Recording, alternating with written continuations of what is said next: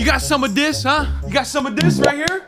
Huh? Or maybe you don't have enough of this. Either way, I got you covered. But let's start with you fellas that want to drop some weight. I've dropped weight multiple times in my life, with the most being about 25 pounds in 4 months for my wedding. I did so by synthesizing information from people much more knowledgeable than I, and then sticking to a plan that I was personally comfortable with. Here's what I want you to remember. 1 pound of fat equals 3,500 calories. With this figure alone, you can frame the entirety of a weight loss plan, starting by calculating your normal or base caloric intake. Grab any app that tracks food. I don't care what it is. I've used MyFitnessPal in the past, but there are so many of them out there. Just choose something. Then track everything that you eat for an entire week. Do not change your diet whatsoever. Whatever you normally do, keep doing it and just track whatever you put in your body. And be sure that you track everything. Ketchup, mayonnaise, salad dressing, everything that you eat that has calories needs to go in your tracking. So after tracking things for about a week, you will establish a proper caloric baseline that you can then use to accurately and effectively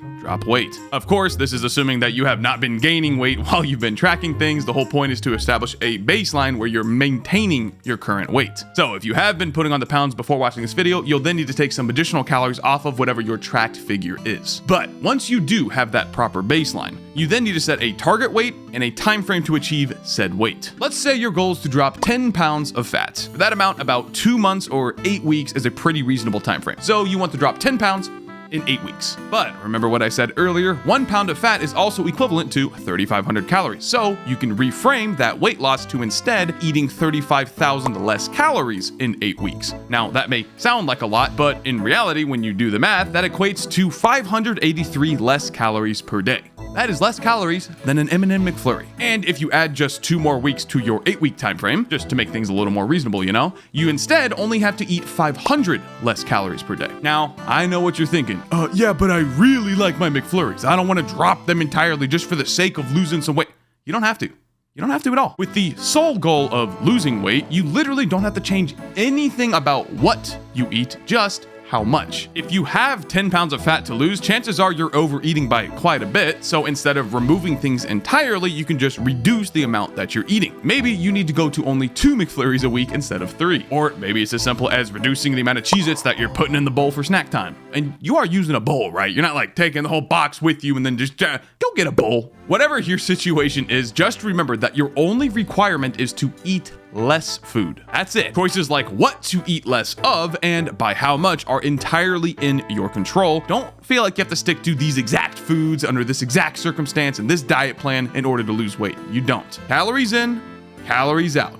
It's that simple. And yes, this does indeed extend to your physical exercise. Don't overthink things. When you physically exercise, you're exerting your body, causing it to consume more calories. Therefore, if you really like what you eat, and trust me, boys, I can totally relate to that. If you really, really want that extra McFlurry again, you want a cheat day, fine. Then go spend 30 minutes on a bike, go for an hour-long walk, go for a jog, just do something extra to burn those calories. It's not gonna be perfect, and yes, those things require additional effort on your end, but hey, isn't that kind of what you're signing up for? What I'm trying to say is at the end of the day, nothing replaces calories in, calories out. If the intake goes up, so too must the output in order for it to stay at the same level. Finally, once you've established an effective caloric baseline as well as a weight loss rate and time frame that you're comfortable with, all that's left is to weigh yourself routinely. By routinely, I mean under the exact same circumstances every single time. So let's say you wake up in the morning and you weigh yourself after you go pee, but before you eat anything and before you take a dump. That means every other morning you need to weigh yourself before you eat, before you poop, but after you go pee, every single morning. And don't be discouraged if you're seemingly not making any progress on the scale. Things are gonna be a bit wonky, especially at the start. Don't get discouraged, it's totally normal. Just be consistent. But sometimes that consistency is the hardest part. There are gonna be days where you just overeat. There are gonna be days where you just don't go to the gym. Trust me, I understand because it happens to me all the time. Case in point right here.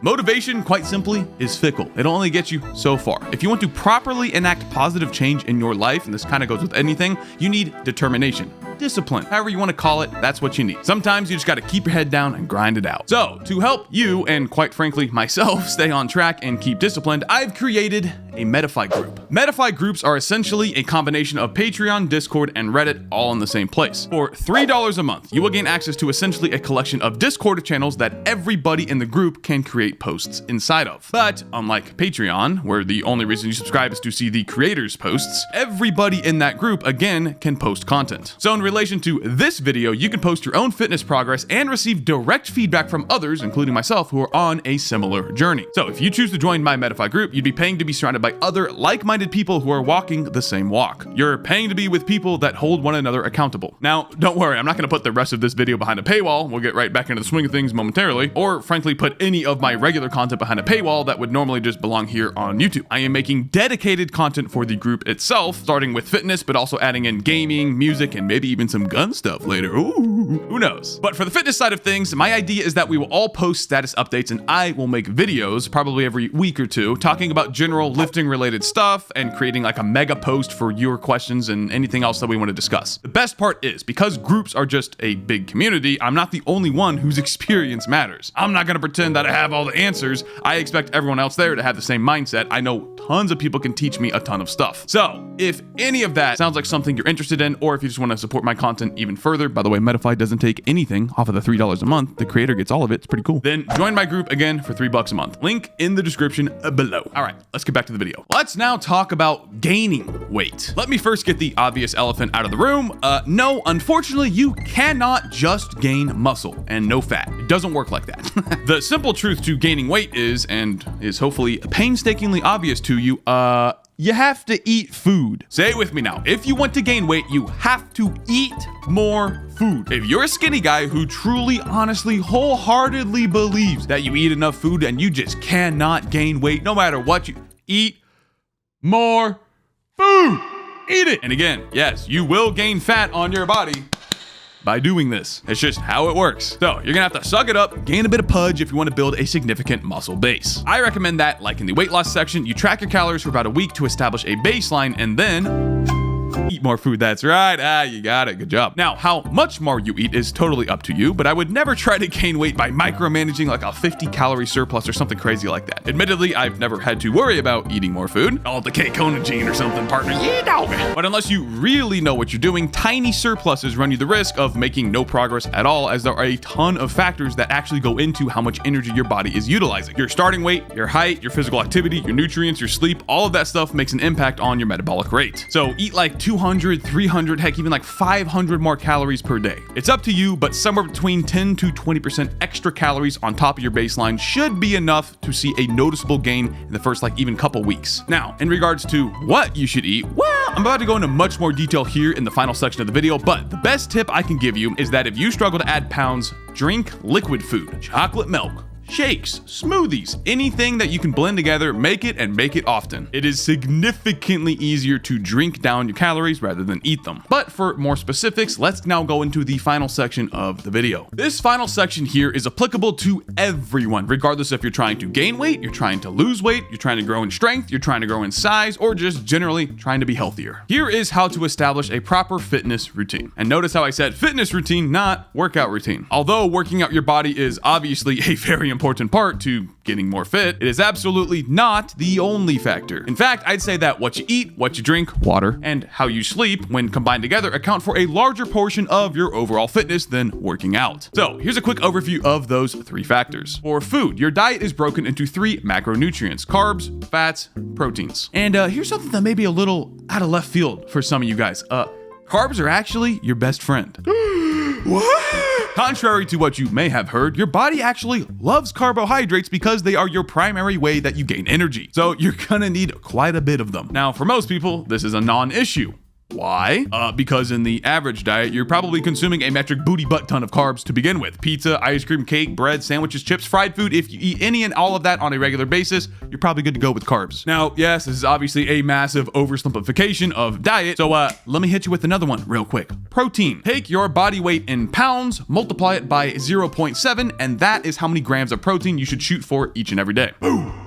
It's that simple. Not really though. Protein builds muscle. It does not matter how many calories you're eating in total. It does not matter how hard you're pushing yourself when you're working out. If you're not getting enough protein, you're not going to grow as efficiently. It's that simple. Now, again, yes, that is another oversimplification, but the premise is still there. You need to just get as much protein as you can every single day. Unfortunately, the calorie to protein ratio of most foods is pretty poor, especially when compared to like calorie to fat and calorie to carb ratios of stuff. But thankfully, there's this little thing called whey isolate protein, aka protein powder. You should buy some. It doesn't matter what brand you get, so long as it has at least 20 grams of protein per scoop, and it specifically says whey isolate protein, you're good to go. Literally, 2 scoops of protein powder in some water every single morning, and you just hit like 30 to 40% of your total protein intake for that day, for most of you guys. And here's another pro tip here real quick. I don't know what it is about vanilla protein powder. Trust me, I'm a vanilla fanboy and everything else in my life. Vanilla protein powder, especially with just water, sucks. It's terrible. Go for the chocolate protein powder. Don't go for like some cookies and cream flavor, birthday cake flavor. Chances are it's gonna be complete garbage. Obviously, if you add milk instead of water, it's gonna taste way better no matter what your flavor is. But the chocolate protein powder, trust me, it's just like 10 times better than vanilla. And again, that's coming from vanilla fanboy boys. It hurts. It pains me to say that. Get the chocolate protein powder. Other than protein powder, you should eat meat.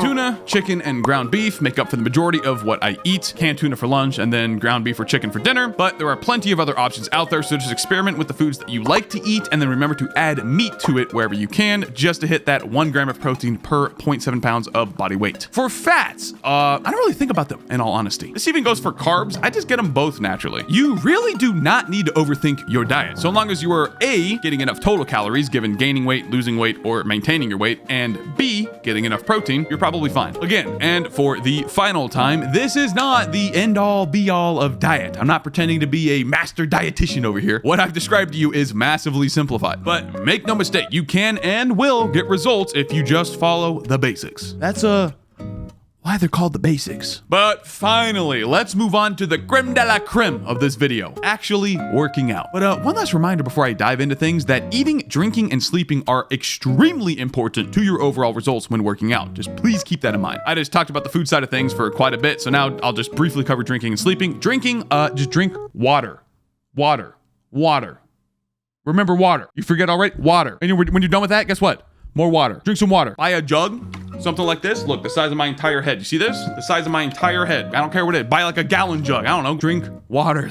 Just drink water. That's all I can say. And then for sleep, just try and get like 8 hours of sleep a night. Honestly, that's the figure I've heard my entire life. You know, literally as long as I can remember. Get 8 hours of sleep. 8 hours of sleep. That's healthy. Turns out it works. Yeah, 8 hours of sleep feels pretty dang good. All right, no more stalling. Workout time. Now, I am fully aware that this specific realm, you know, working out, exercises, sets, reps, all that stuff is like the vast majority of fitness content that is already on YouTube. So here, I'm just going to describe what has worked personally for me. What I'm going to share with you here is what I believe to be the fundamentals of working out, and especially moving forward once you're past like the beginner stages. So let me give you the quickest and dirtiest breakdown possible. I lift heavy and I do compound barbell movements: squat, bench press, deadlift, overhead press, bent over rows. Those make up the foundations of every single workout that I do. I aim for 3 to 4 sets with 4 to 8 reps per set. If I can get 10 to 12 reps at a given weight, I will then add more weight to the bar and then drop the reps back down. I rest for as much time as I need in between each set. It's not an exact science. Sometimes it's 1 minute, 2 minutes, upwards of 3 minutes. Not really any more than 3 though. I would much rather wait an extra 30 seconds and have an almost guaranteed chance of hitting the same reps as I did last set, rather than jumping headfirst back into the set and then missing out on a couple reps because of fatigue.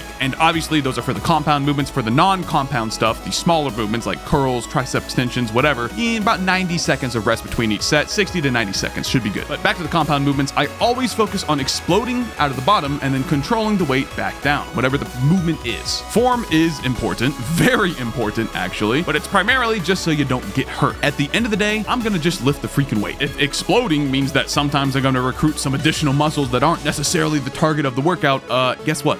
I'm gonna do it. Also, I treat everything that is not a compound movement as purely secondary to the workout. What I mean by this primarily is that if I push myself extra hard on the bench press for that day, for example, I'm then gonna have less energy in the tank for tricep pushdowns, skull crushers, whatever accessory work that I'm gonna do. I will always prioritize the big lifts over the small stuff, even if that means I'm doing slightly less reps overall. Speaking of smaller movements, I love to superset them. And just in case you're still a little confused on the big movements versus the small ones, the big ones is pretty much anything that uses the barbell, the bar that you pick up. That's a generalization, but for the most part, it makes sense. So anything small is like using dumbbells, using cables, anything like that. Chances are I'm gonna superset it with another exercise that does the same muscle group. And a superset simply means that you move from one exercise to another with 0 rest in between. I found that that lack of rest makes a pretty noticeable difference on your overall gains. Finally, when I'm at the gym, I focus on getting in, getting the workout workout done and leave me. That's it. The vast majority of my workouts barely even break the hour mark, sometimes like 45 minutes. It's all about efficiency for me, baby. What can I say? I don't worry about getting a proper pump in every single little muscle group for that workout that day. I just show up with a plan, I execute the plan, and I go home. Now, there is a lot more nuance to working out than all of the stuff I just described. For example, if you are a complete novice to lifting, you're probably wondering what the heck a set or rep even is. A rep is simply one full movement or repetition of an exercise, and a set is just how many reps you do in a row before you rest. And if you already have some lifting experience, you might be wondering, for example, how lifting for strength differs from lifting for size.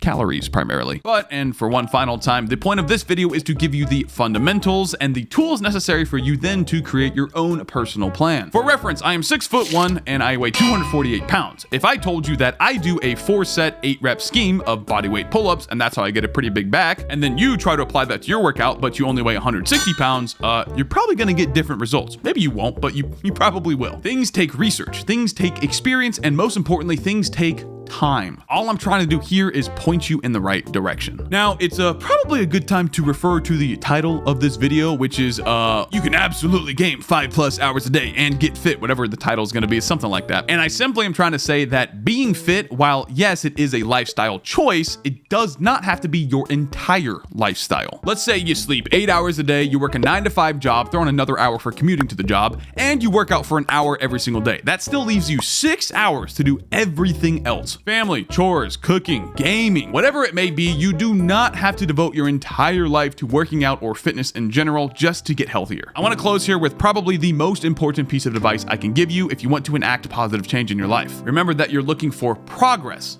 not perfection. Why, yes, I did watch The Equalizer with Denzel Washington again. How did you know? Progress, not perfection. But seriously, you're gonna have bad days. It is guaranteed. You're gonna overeat. You're not gonna sleep enough. You're gonna have a terrible day in the gym. You might even skip the gym entirely. It happens. You have to roll with the punches. One bad day does not equate to the rest of your life is going to be terrible. The rest of your workout's going to be terrible. It happens. Don't get discouraged, and remember that you're looking at the big picture, not the individual small little bits. And one last reminder here to join the Metafy group. Again, it's not going to be a magical place that you find all of the answers. It's really a place that I want to build a community and we can learn and grow together with other people on the same journey. And some memes. We're going to post a lot of memes. Again, it's $3 a month, and all of that revenue goes towards me supporting my content. Other than that, please leave a comment below if you have any questions, and especially if you want to see more fitness content from me in the future. Thank you for watching.